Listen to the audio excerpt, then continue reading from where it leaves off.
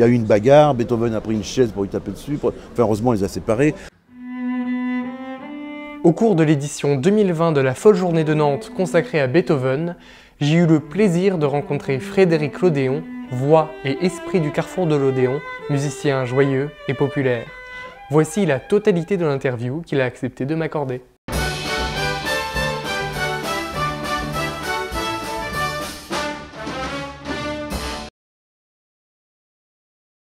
Ah ben moi je suis musicien, si on me demande ce que je suis, avant tout musicien. Puis je suis passé par les médias, par des rencontres un peu fortuites, notamment Jacques Chancel, grand maître du grand échiquier. Un jour, le violoncelliste qui jouait avec Yehudi Menuhin est tombé malade et on m'a demandé de le remplacer. Et je suis arrivé au grand échiquier. Pour contacter l'émission, j'ai mis 2 pièces dans ce qu'on appelait des taxiphones autrefois.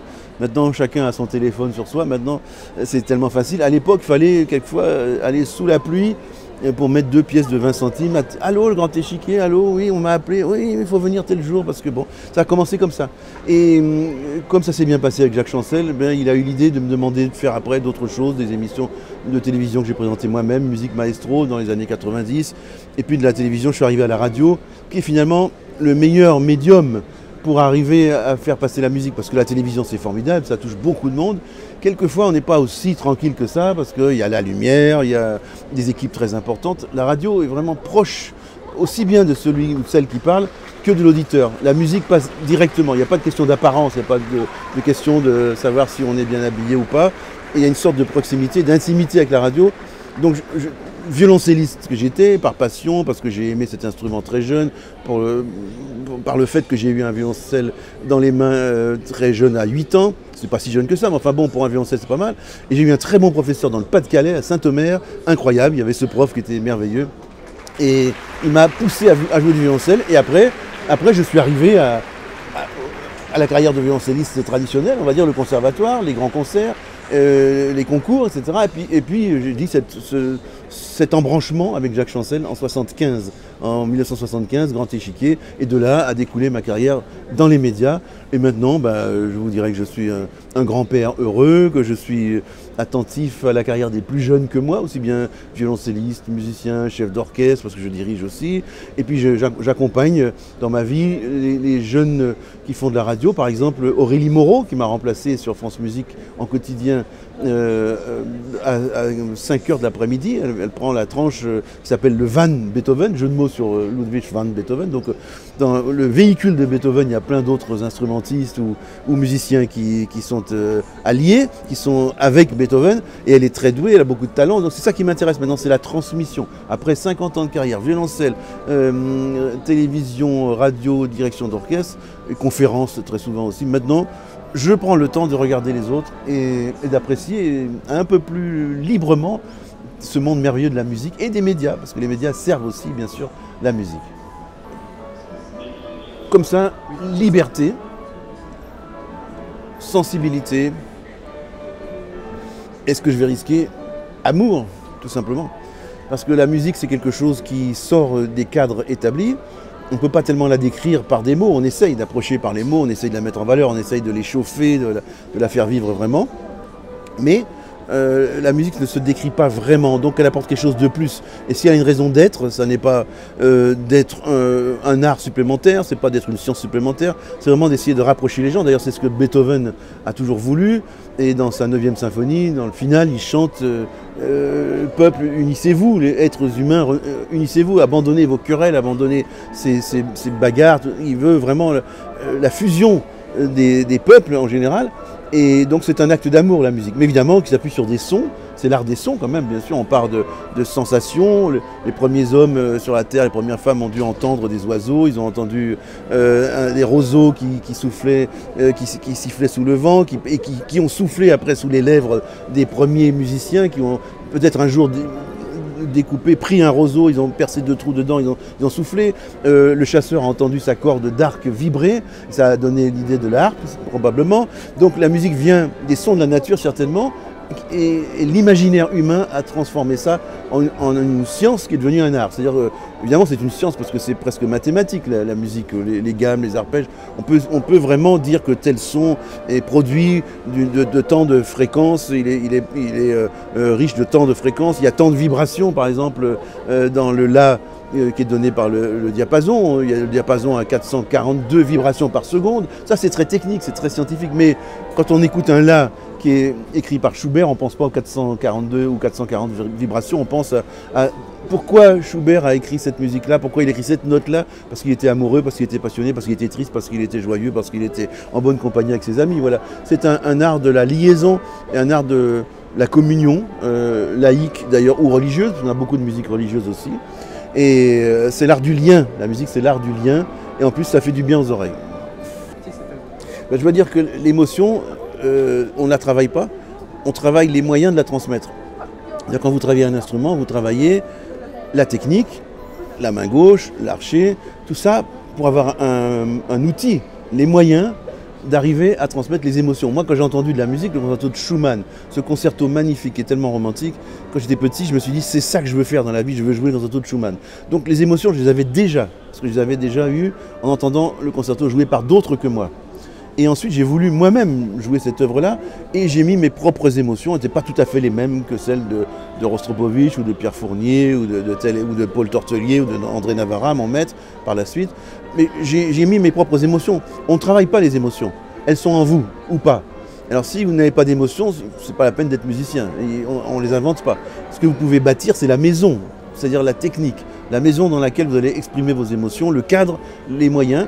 Et ça se travaille des heures et des heures, on l'a assez dit, quelquefois dans la solitude, quelquefois à plusieurs dans la musique de chambre. Mais le principal, c'est d'avoir les moyens d'exprimer. Quand vous parlez à quelqu'un, vous n'avez pas de travail sur les émotions. Vous dites, vous voyez quelqu'un, vous êtes content de le voir ou pas content, ça sort comme ça. Vous n'avez pas travaillé à l'avance le contact avec telle et telle personne. C'est naturel. Bon, et pour être musicien, il faut avoir des émotions naturelles qui viennent au contact des musiques qu'on lit. Parce que quand on lit la musique, eh bien on l'entend, quand on est formé musicalement, l'oreille est formée. Donc il est bon de se donner après les moyens d'exprimer ses émotions à travers un instrument, à travers une technique, direction d'orchestre, à travers, je sais pas, le piano, ou alors quand on est dans les médias, savoir parler de la musique en évoquant par des mots, ce qui est assez difficile quelquefois, les émotions qu'on ressent. Voilà. Il faut devenir un peu le poète de la musique. Bon, ça, c'est un entraînement. C'est-à-dire qu'il faut quand même trouver le mot juste. Quand je fais une émission de radio ou de télévision, j'essaie de trouver le mot juste à l'avance. Je mets sur mes papiers, non pas des textes entiers, parce que quand on lit des textes, c'est pas très bon. En général, on se plante soi-même. Donc il vaut mieux écrire un mot de passage, un mot important, ne pas oublier de dire voilà, Beethoven était, à ce moment-là, il était très amoureux, ou alors il était en train d'écrire la 9e symphonie, etc. Des choses, des relais qu'on voit comme ça sur le papier, qu'on se remémore, et à partir de ces mots relais, ben, on brode, on invente. Moi, c'est ma façon de faire. Je n'ai jamais lu un texte in extenso à la télé ou à la radio. Une fois, on m'avait demandé pour une émission de télévision de donner mes textes à l'avance. J'ai dit, mais jamais. Est-ce que vous croyez que Jacques Chancel proposait ses textes du Grand Échiquier avant? Mais non. Et j'en ai parlé à Chancel qui a dit, mais ces gens sont à côté de la plaque. Ils ne savent pas. Quand on fait de la radio, de la télévision, il faut bien sûr avoir en tête le canevas, la base de tout. Et après, il faut y aller comme dans une conversation comme celle qu'on a ensemble en ce moment. Alors, bah, évidemment, peut-être la chose la plus célèbre, c'est le début de la 5e symphonie de Beethoven. Ça, c'est pas pour rien que c'est célèbre, c'est-à-dire que c'est quand même un début extraordinaire, tout en force, écrit fortissimo, avec 4 notes qui se répètent. C'est vraiment tout à fait audacieux. En plus, ce motif-là, il a servi pendant la Deuxième Guerre mondiale, puisque en morse, 3 courtes et une longue, ça veut dire V, comme le V de la victoire, ça signifie la lettre V. Donc cette symphonie, elle est mythique, elle est connue de manière incroyable dans le monde entier. Parce que non seulement c'est Beethoven qui a pris une forme traditionnelle et qui l'a complètement bousculée, c'est-à-dire qu'il a enlevé sa perruque et il a montré ses vrais cheveux, et il a montré son vrai caractère, sa colère, son émotion, son vrai caractère humain, c'est-à-dire qu'il a dépoussiéré la musique n'était plus sous un vernis, elle ne portait plus l'habit de cour. Brusquement, c'est un type débraillé qu'on a vu arriver qui a dit Moi, je suis Beethoven. Il a dit d'ailleurs un jour une querelle avec un ami, Prince, qui lui demandait de jouer alors qu'il ne voulait pas jouer. Il a insisté. Il y a eu une bagarre. Beethoven a pris une chaise pour lui taper dessus. Enfin, heureusement, il les a séparés. Et donc, ce Beethoven-là, celui qui est un humain avant tout, qui a libéré la musique de ses corsets, c'est celui-là que les gens aiment et comprennent très bien, parce qu'il ressemble à chacun d'entre nous. Voilà, il est proche de nous. Il est, non pas... parce que Mozart est merveilleux, évidemment, mais on le voit toujours avec sa perruque, avec sa livrée. On voit l'enfant prodige, on voit l'enfant qui a été mené par son père, et tout ça. Donc, c'est pas évident. Il faut avoir déjà connu bien la musique pour entrer dans Mozart, peut-être, même si c'est une chose facile. Mais Beethoven, on comprend le type qui est en colère, surtout de nos jours. On comprend cette nature, ce tempérament tout à fait extraordinaire et violent, et surtout ce type qui disait, je répète, donc des princes, il y en a beaucoup, c'est dû au hasard de la naissance. Beethoven, il n'y en a qu'un, il a osé dire ça au prince Lichnowsky, un jour de grande colère, vous voyez, ouais, c'est l'humanité qui compte le plus, bien sûr. Ah bah, c'est une grande rencontre, c'est la plus grande rencontre de France. Et c'est un succès qui s'exporte puisque la folle journée va partout dans tous les pays du monde, au Japon, en Russie, au Portugal, au Brésil. Enfin bon, c'est un événement qui a été créé ici à Nantes par René Martin et son équipe. Et ça a grandi, ça a fleuri. C'est un événement maintenant qui est imité quelquefois. Et on sait pourquoi, parce que ça propose énormément de possibilités. On peut écouter plein de concerts très différents, partout dans les salles différentes. Et il y a aussi les grands concerts dans la grande salle. Et en plus, je dirais que pour une ville comme Nantes, que je connais assez bien maintenant, c'est une occasion pour les Nantais, et même ceux qui viennent de loin, parce qu'il y a des gens qui viennent de loin, c'est une occasion de se rencontrer. Moi, j'habite à l'hôtel juste à côté, et donc j'ai rencontré plein d'artistes que je ne rencontre jamais à Paris, parce que chacun habite dans des recoins de Paris, et c'est une ville très grande. Et on se trouve tous ici rassemblés à un moment donné. Et j'ai pu croiser comme ça Emmanuel Strasser, Anne Kefelec, Berezovski et tant d'autres, Charlier. Bon, je ne peux pas citer tous les musiciens que j'ai rencontrés ce matin avant de venir faire mon émission. Parce qu'on loge au même endroit. Alors ça, c'est la grande chance aussi que nous donne la folle journée. Alors, c'est sympathique, il n'y a pas besoin de s'habiller, on peut venir comme on est. Il y a des places qui ne sont pas chères, qu'on peut acheter maintenant surtout sur Internet. Et on entend de la musique dans tous les coins et dans toutes les salles, des petites salles, des grandes salles, de la musique de chambre, de la musique pour grand orchestre, de la musique un peu différente aussi, quelquefois un DJ, quelquefois du jazz. Enfin, c'est vraiment une immersion dans la musique, dans les musiques, assez irrésistible. On prend ce qu'on veut, on peut s'en aller quand on veut, on peut revenir. Donc c'est la joie d'être en pleine musique sans contrainte. Je sais pas, je me souviens de concerts... Par exemple, en plein air, il y avait le festival de Vence avec Ivry Guitlis. Autrefois, on jouait à Vence, au col de Vence, carrément dans la montagne. Et je me souviens de jeunes qui étaient dans des sacs de couchage. Et nous, on jouait un peu dans le froid, d'ailleurs, avec Ivry Guitlis et puis un pianiste maintenant disparu, Weinberg. Bon, c'en est un. Et puis il y a aussi d'avoir rencontré Herbert von Karajan à Berlin et d'avoir joué avec Colin Davis, le grand chef britannique, qui nous a quittés aussi. Malheureusement, c'est souvent des souvenirs liés à des gens qui sont partis déjà. Et puis le meilleur souvenir, c'est le prochain. Hein. C'était l'instant présent. On a fait l'émission là aujourd'hui dans des conditions un peu délicates, parce qu'il y a beaucoup de mouvements et de bruit autour, il faut bien le dire. Il y a la grande scène qui est à côté. Donc à un moment donné, il y avait un DJ qui donnait sa version de la 5e de Beethoven. Alors il a fallu parler un peu fort, mais à part ça, moi c'est toujours le prochain qui m'intéresse. Je ne suis pas un homme de souvenirs, oui, mais pas de nostalgie du tout. Ce qui m'intéresse aussi, c'est cette soirée que je vais faire avec des proches, avec ma fille, ce soir dans un beau restaurant tout proche d'ici. On a calculé ça depuis plus d'un mois et on va se retrouver. Et c'est un ensemble. Je ne suis pas dans la religiosité vis-à-vis de la musique. C'est un des plaisirs, une grande passion de ma vie. Mais j'aime aussi aller dans un bon endroit, un bon restaurant, dans un bon cinéma, un beau cinéma, aller à la pêche, lire des bouquins. Enfin bon, voilà. Je ne suis pas pour être à genoux devant la musique. Je suis pour la prendre à bras-le-corps, l'aimer, et puis lui laisser sa liberté de temps en temps, et nous aussi on prend notre liberté, puis on la retrouve. C'est un monument, la musique, c'est comme la nature, on n'est pas obligé d'y être tout le temps, mais quand on y est, qu'est-ce qu'on est bien. Ah oui, elle est bonne celle-là. Bien écoutez, non mais elle est importante cette question-là.